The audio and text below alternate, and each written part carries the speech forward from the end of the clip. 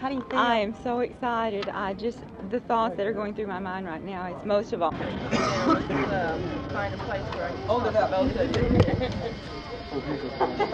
You're a great person. Thank you very much. I'm so glad he's home.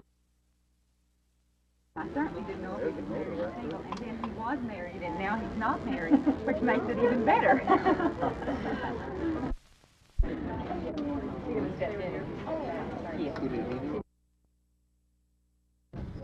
David Lula, hold up your hand, please. David Lula. You didn't get on. Come on.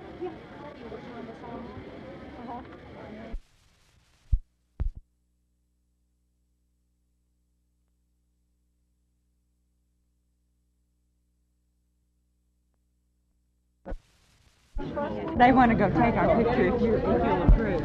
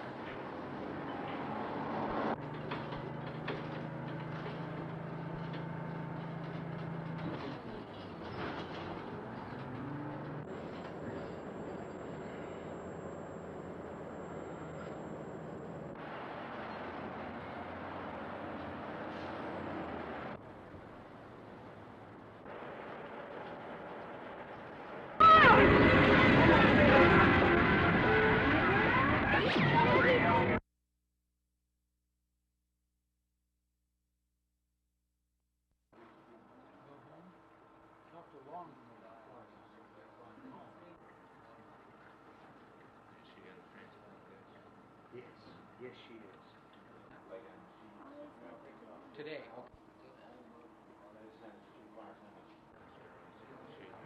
She has, she has malignant hypertension, and she's one of them. We're starting on minoxidil, which is that.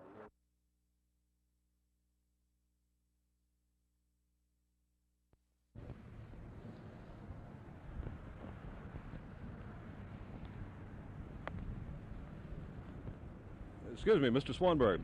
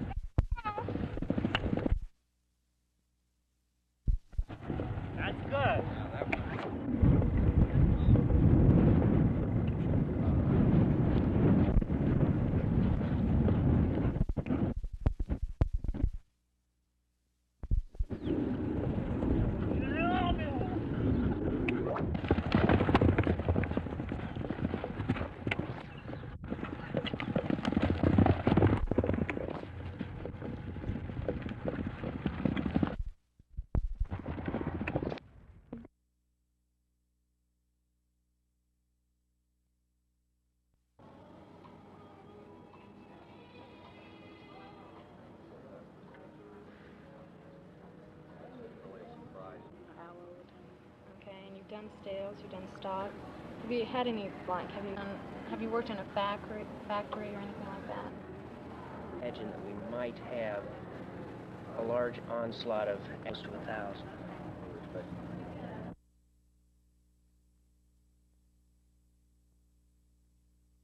of South Oak Cliff. The ratio of teachers out there, the people in this community does not intend to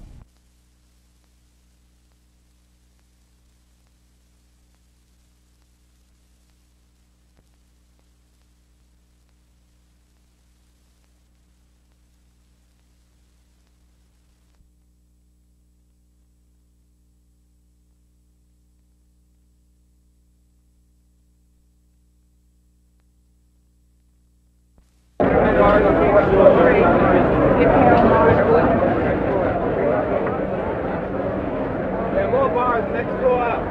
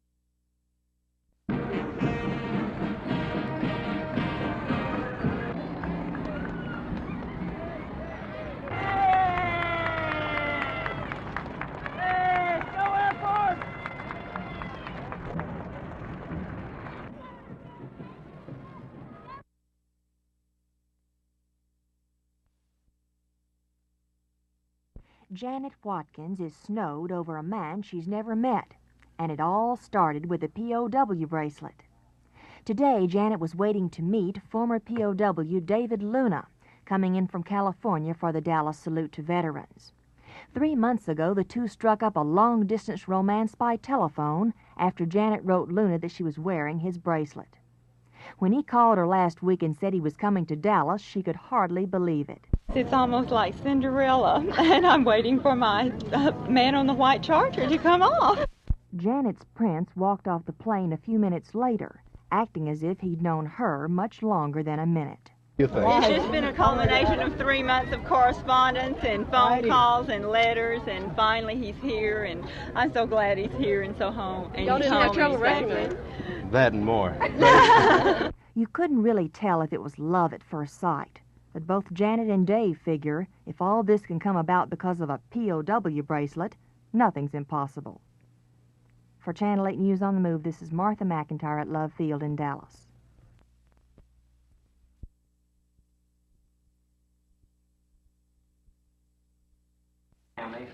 Colonel Hal Evans, E-V-A-N-S. His number for the Navy families, Captain. Well, keep in mind, I'm just repeating what General Logan has told the committee. These are not my views. Area code 5124. And for Marine Corps families, and you should call the chairman. Let me give you her number at home. You can reach Iris on nights or weekends, and she says she'll be happy to get your call.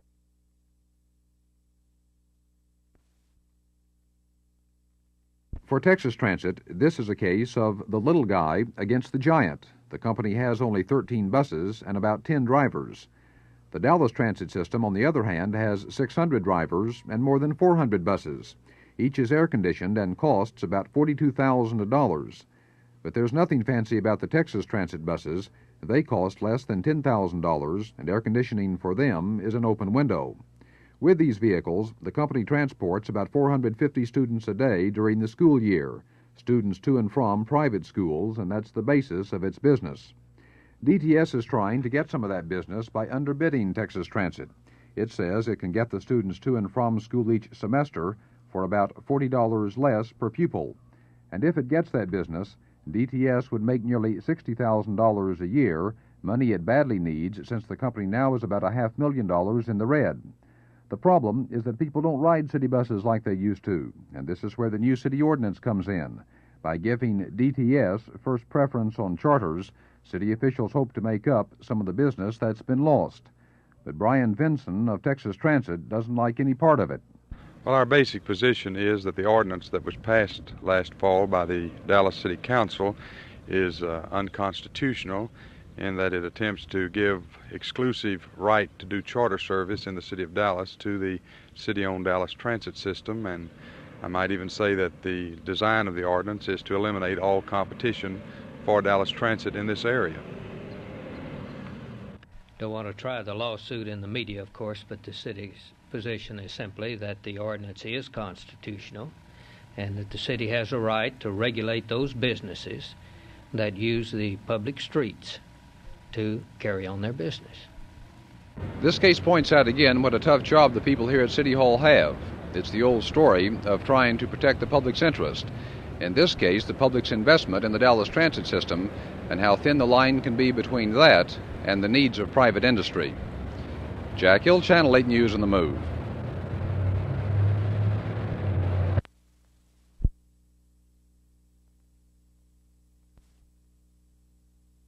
I want to tell you about a $5 million item which was included in the appropriations bill with the Texas legislature. It's rather insignificant as far as budgets go, but here it can mean life or death. This man just received a kidney transplant, a life-saving transplant, but 100 more are waiting right here in this area, and that waiting is critical because it often takes a year or more, and during that time the patient must use a dialysis machine which costs $450 to $600 each week. Parkland Hospital tries to take care of Dallas County patients, but in other areas, many patients are left to die because the money is just not there. This $5 million will solve that, according to Dr. Paul Peters. This money will be used to benefit the patient directly, particularly during those critical 90 days that elapse from the time his disease is first detected until he is established on dialysis. Now, the legislature can appropriate money which helps, but only concerned people can arrange to leave kidneys that can save someone else's life when they're gone. This is Roger McDonald, Channel 8 News on the Move at Parkland Hospital.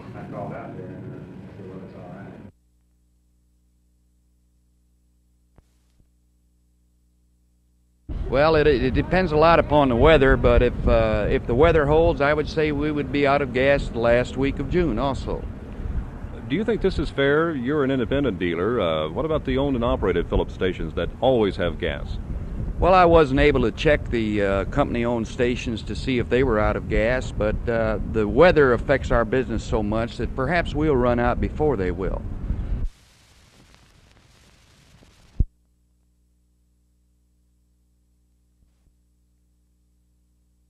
The team is fantastic over the last weekend in Atlanta and Miami. We were superb. We put it all together, and the standard of soccer was good. You can always tell this because the Miami crowd were applauding us after 3 or 4 plays, and it makes you feel good. It makes their players feel bad. You got school coming up, several sessions during the summer.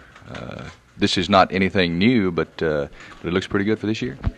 The camps, the soccer camps, this will be the 4th annual year that we've had them, and they're growing and growing and growing. There's kids coming all over the place.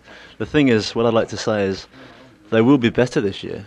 And if anybody's sitting at home watching this with an application form, fill it in very quickly, because they're filling up so quickly.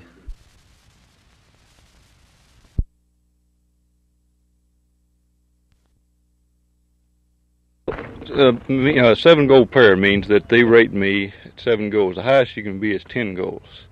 And they rate you from 0 to 10, and they rate you on your playing ability and your horsemanship, everything it covers. That's part of the game. Who is the they that rates you? Well, there's the Polo Association. They have a handicap committee that rates all the players in the United States, and we have what we call circuits in the United States. Like this is a Southwest circuit, and they have their own handicap committee. You take all the handicap committees from all the different circuits, and they get together once a year and they rate you, and this is the way you get your rating. Maybe they keep you the same, they may lower you, they may raise you, depending on how you play. Roy, how important is the horse in polo? 75% of the game, I believe. You can hit the ball, but if you can't get to the ball, then you can't carry your rating. horses at least 75% of the game. Are you looking for speed in the horse primarily? Speed, handling ability, agility. You have to stop and turn, endurance. They have to play for 7.5 minutes in a game, running, stopping. So it takes quite a bit of endurance.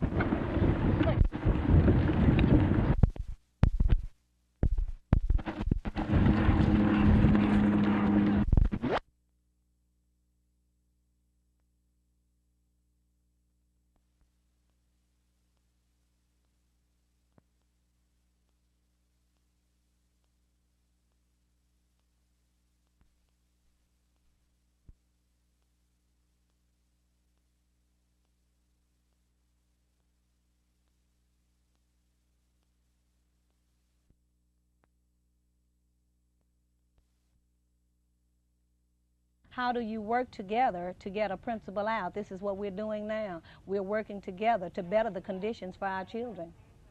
We are working together. But then we have to work with Dr. Nolan Estes at the school board. Now what's the problem there? Well, for one thing, all of the white principals in our areas. This is why we have the problems that we do to begin with. If they're going to be there, they should pretend to care. They should at least try and carry out their jobs, which they don't do.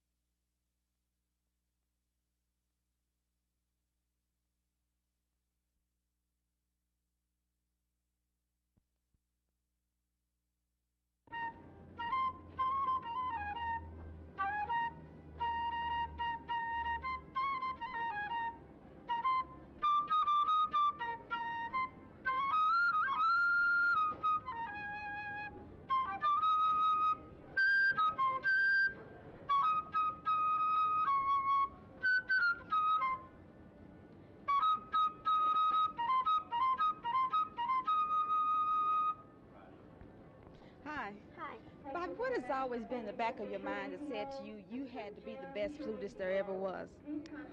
Well, I'm still striving for that point, but I've always loved the flute, and it's taken a lot of practice and hard work, but it's all been worth it because this is what I really want to do, you know. Was it ever especially hard because you were black and a female too? Well, not really.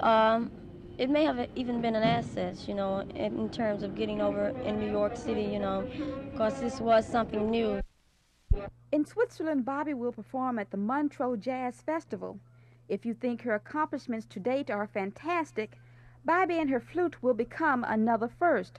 The first woman at the Jazz Festival to be a lead player with her own band. For Channel 8 News on the Move, this is June Gray at Dallas's Love Field.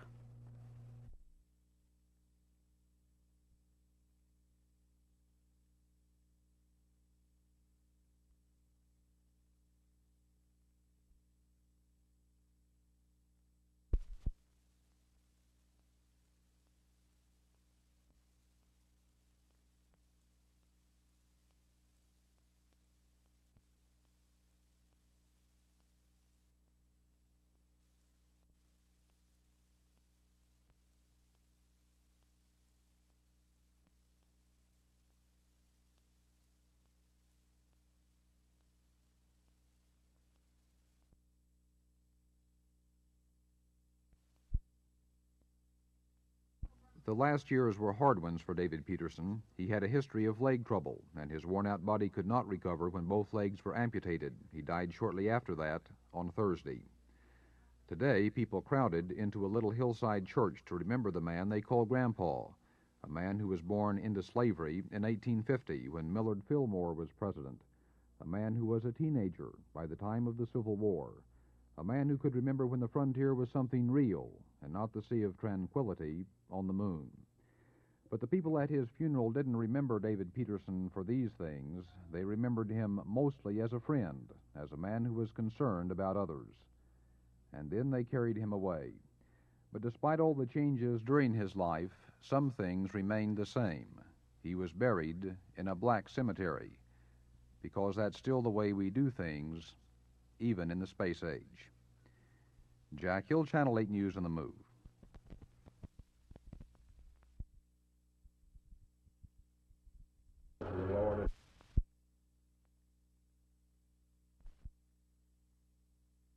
We have not been a burden on the city at all so far, and we would like to use this park as much as possible since all the kids come from this neighborhood. We want to grow, we need more space, but we would like it close by in this area because our activity is west side of Fort Worth right now.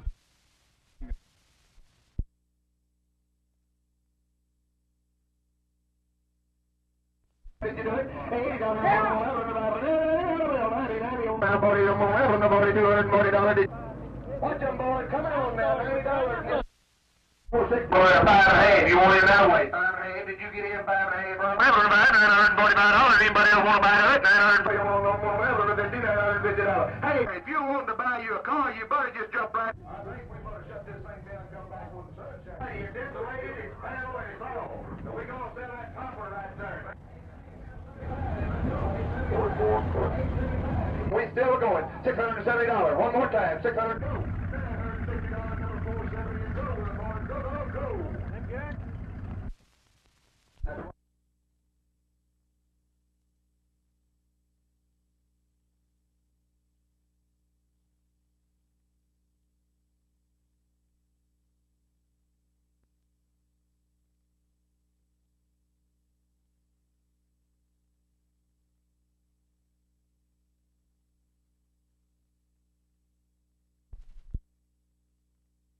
Talk to you for a couple of minutes about your life. What? Are you okay?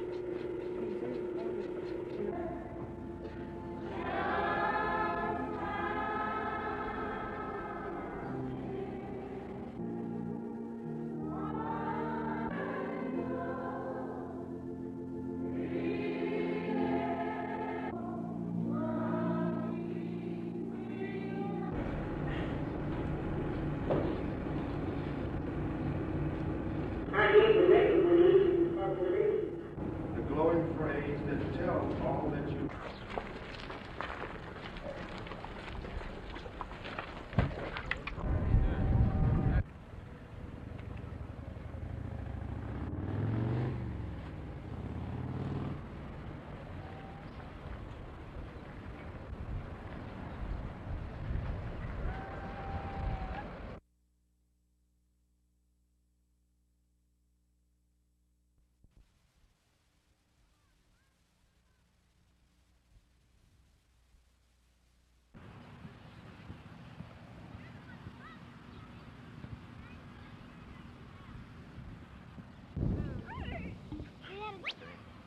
Park for them to use.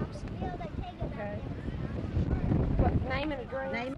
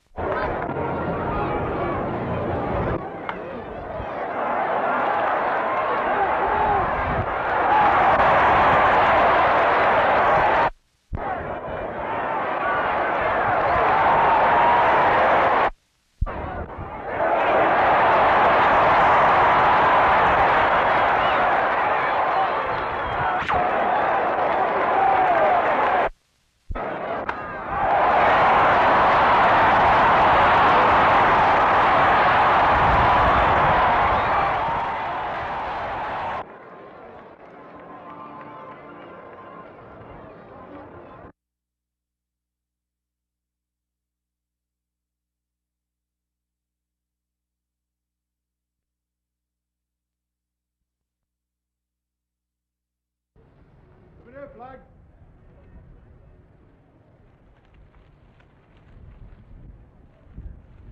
M. McGrath, Commander John B. McCain, Captain Kevin J. McManus, Sergeant Isaiah R.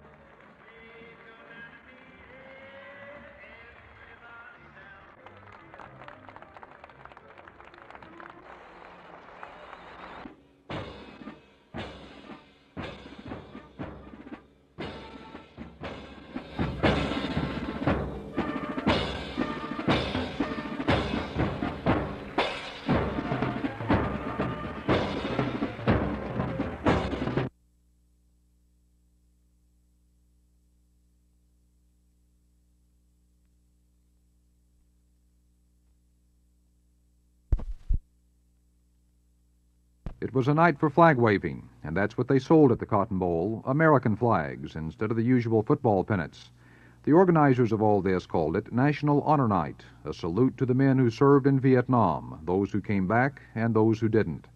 But most of the cheers were for the men who were prisoners. The stories of the last few days of collaboration with the enemy were forgotten, for on this night all former POWs were heroes, and because they were, so was every other serviceman.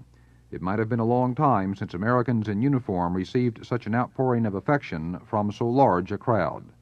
In the POW camps that we were in, we felt that people were letting us down. We saw only the anti-war movement. We were being fed a lot of propaganda. And now that we're back and we see just how the people felt, it really makes us feel good that we're Americans, and we're proud that we did serve.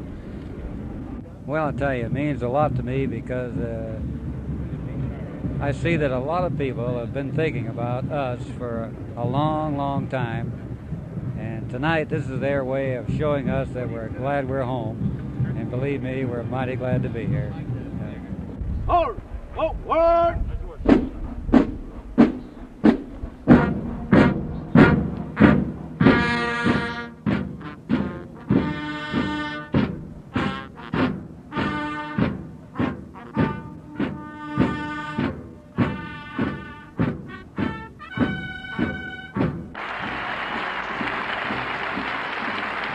Some people worried that Vietnam had done something to the American spirit, that because of this war, patriotism was no longer what it used to be.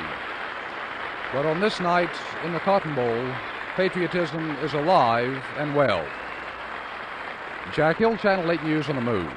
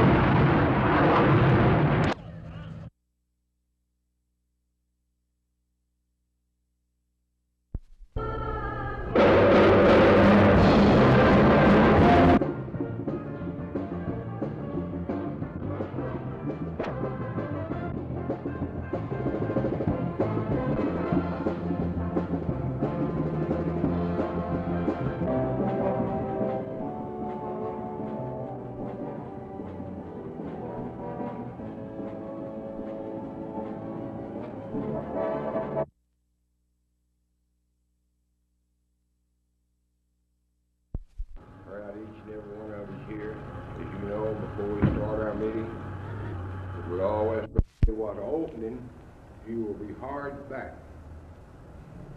which is not lawful. We know that you have been, and they also put out letters that is not lawful. It is not lawful for them to do this. On our meeting previously from the administration building.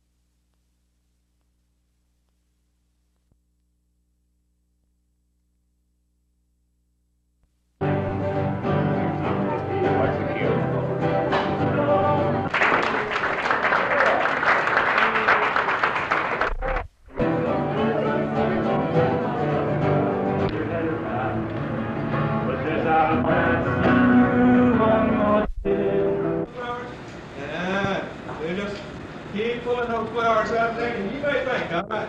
Need one of the adults. That's all the flowers that can pop. But those pop will just show you, they'll still produce 40 flowers then. The way we'll do